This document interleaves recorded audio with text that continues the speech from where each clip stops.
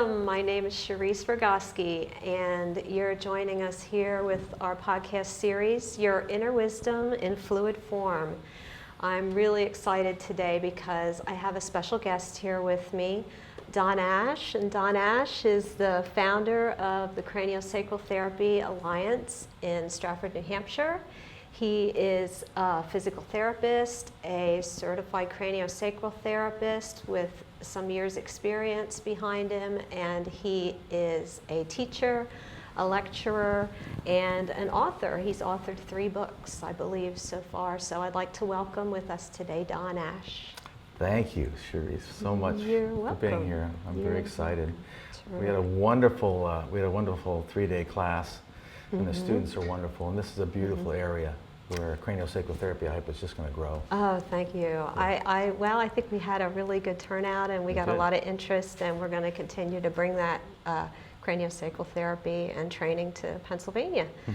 So I want to welcome you and give you some opportunities to tell us some more about cranial work. We've covered quite a bit of things in the podcast series so far, but Don's going to bring some more elements to that as we're going to discuss that. And the way I'd like to do that is, as I see patients myself, they come in and most of them have no experience or exposure to craniosacral work. So I'd like to sort of take that position in our conversation and be someone maybe that doesn't know anything about that and ask you some questions about it. Perfect. So, okay. So if it's all right with you, Don, I'd like to start out by just asking you, what is craniosacral therapy? Yes, thank you. It's a wonderful little technique. It was founded a long time ago, and I'll talk a little bit about the founders. But let me tell you what it is first. It's a very gentle movement of the head and the spine. It's an innate movement. If I could show you, this is what I produce for my patients. So this is a poster that you've come up with? Yeah, this is a poster that I have. And if you could just focus right here, you can see I have this poster between my patient and myself as they come in for a session. And it's important to keep it very simple and open and something they can understand, but also to have some anatomy, because it's based on anatomy. And it's based on the movement, the innate movement of the body. And if you were to look, there's different rhythms in the body. It's another rhythm. If you were to look at the heartbeat beats generally about 60 to 80 pulses per minute, and that's a rhythm in the body. The breath, opening and closing of the lungs, that's about 15 to 20 cycles per minute. And then underneath all that, you have a beautiful little cranial rhythm in which your head opens and closes and your spine lengthens and shortens. And it does that to circulate this beautiful fluid called cerebrospinal fluid, which is a filtrate of the blood. And I did these diagrams to show that there's some anatomical locations in the brain that really define what the nature of this movement is. The arterial blood flow flows up into specialized cells, specialized areas of the brain called the ventricles. And there's lateral ventricles, a third ventricle, and a fourth ventricle. And then a tube that starts to go all the way down the spinal cord. And this tissue, it's made out of fascia, connective tissue, and it surrounds the brain and goes all the way up and down the spinal cord. So the arterial blood flow comes up into the places called the lateral ventricles, and by way of specialized cells, it filters out of the blood this beautiful clear fluid called cerebrospinal fluid. We have a lot of multi-syllable terms, you know, craniosacral therapy. There's a lot of big words flying around. Sometimes they call it craniosacral therapy. Or something. It's craniosacral therapy, and it's cerebrospinal fluid. And it filters out of the blood, and it circulates around the brain and up and down the spine, and it gives the central nervous system nutrition. So it makes all the nerves work better. Your motor nerves, your cognition, your sensory nerves. So when I talk to a patient coming for the first time, they say, well, can it cure this and that? And I have to say, you know, craniosacral therapy doesn't cure anything. It helps your body work as good as it can. And so this circulates around the brain and spinal cord, and then it also exits. And it exits by way of the venous return flow. This is the arterial flow, the red blood. And the venous, the blue blood, comes out and goes back to the heart for renutritionalization. And it exits out the specialized cells called arachnoid villi.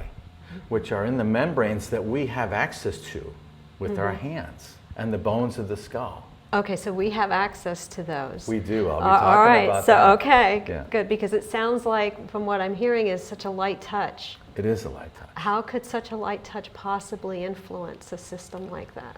Well, it's a light touch because it works on the innate movement of the body. We can feel the heartbeat, we can feel the lungs, and this is such a light movement. It's the reason why a mosquito bites. We have a defense for strong touch or for heavy touch, or so we can resist that. But if I just come over and touch you in the arm very gently, you really don't have a defense for that. And so I can feel the natural movement of this rhythm very gently. We work on babies, very, very young. We work on the very, very old. And we feel this rhythm, and we encourage this motion to occur. We have characteristics of the motion. It's called craniosacral rhythm. And we look at the symmetry of the movement. Is it reflected in the body? You know, your heart is reflected. We can feel your heartbeat in your wrists and your ankles. We can feel, anyone can feel someone gently from the leg or the chest or the arm and tell if they're breathing or not. And with very, very light touch, we can evaluate this craniosacral rhythm. There's symmetry, that is it moving left and right? There's a quality of it, is it strong or weak? There's the strength of it, the amplitude, is it strong or weak? Is it fast or slow? And we have these common denominators that we as clinicians can use throughout the world. It's around the world, it's in schools and hospitals, and it really is a global type of technique. And the light touch facilitates the gentleness of it, and we can feel the movement of the body in its most natural state. That's the really beautiful thing. And so as this rhythm exits, the blood returns to the heart. It also is picked up at the ends of the system, the spinal cord, by way of the lymphatics. And so there's a method that we use, a protocol. I can hold you from the feet all the way up to the head and feel that rhythm. And what we do is we feel that innate rhythm, and very gently we bring it to a stop. We stop it every so often. And why would we want to do that? It seems contraindicated, doesn't it? But what we do, the body is self-regulating. If you're sitting on one hip, you shift to the other. If I'm on one elbow, I might go to the other. If my eyes are dry, I blink. If my mouth is dry, I swallow. If I'm tired, I sleep. If we're hungry, we eat. We're self-regulating all the time. The central nervous system is taking in millions of bits of information every second, and it's self-regulating. For example, the thalamus in the middle of your brain, you're not concentrating on the pressure you have in your left ankle right now. Right. Until now that I said it. Right. Now There's I'm always thinking been about it. Yeah. There's always been pressure Yes. in your left ankle. Right. But one of the wonderful things that the central nervous system does, it suppresses things that aren't important. And so here's the situation. We have this beautiful cranial rhythm, and we very gently bring it to a stop. And the body goes into a self-regulating mechanism. The inner wisdom of the body says, whoa, where's my rhythm? And it starts to let go of tensions that were in your body before I got to you. And we have characteristics that are very common in the field of cranial. There's heat or pulsing or vibration. Sometimes there's a breath change and people take a sigh of release. Sometimes there's gurgling in the stomach. Sometimes there's a muscle twitch. Sometimes the eyes will twitch. Sometimes even there is an emotional quality comes up, and you feel you get in touch with what might be making you stressful. And so those things start to come out in a very gentle way. And so we hold that rhythm still for just a moment. Once we feel one or more of these little, we call them release signs, then we let that approach just happen. We let the body do what it needs to do. That's another reason why we say we don't cure or heal anything. We allow the body to heal itself. And that's the environment that's a little bit different. Allopathic medicine is where you're given a pill to adjudicate a symptom, relieve a symptom. And sometimes you have to have surgery or some other type of procedure. They all are really well and good. It helps if you have a seizure disorder, to have a medication that stabilizes your brain activity. If you fracture your leg or you break an arm, we need a competent, wonderful orthopedist to set the bone and make us right. But this is a holistic approach, so that we're in an environment, we create an environment for your body to heal itself. And so we listen from the most distal aspects of the body, and that might be the heels. So as we could feel the heartbeat in the heels, I'll hold a person from the heels and very gently just monitor the cranial rhythm from the heels. It does two things. First of all, it gives me an opportunity to evaluate the motion that's going on. And secondly, and most importantly, it gives the inner wisdom of the body a chance to evaluate the therapist. Because we form this very beautiful, sacred environment.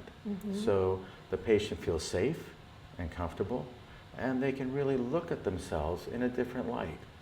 So it sounds like you're giving that patient an opportunity. You're giving their body an opportunity for their inner wisdom to do something. Yes, to finally take a breath, let go, relax. Hey, are you holding on to something? What is that?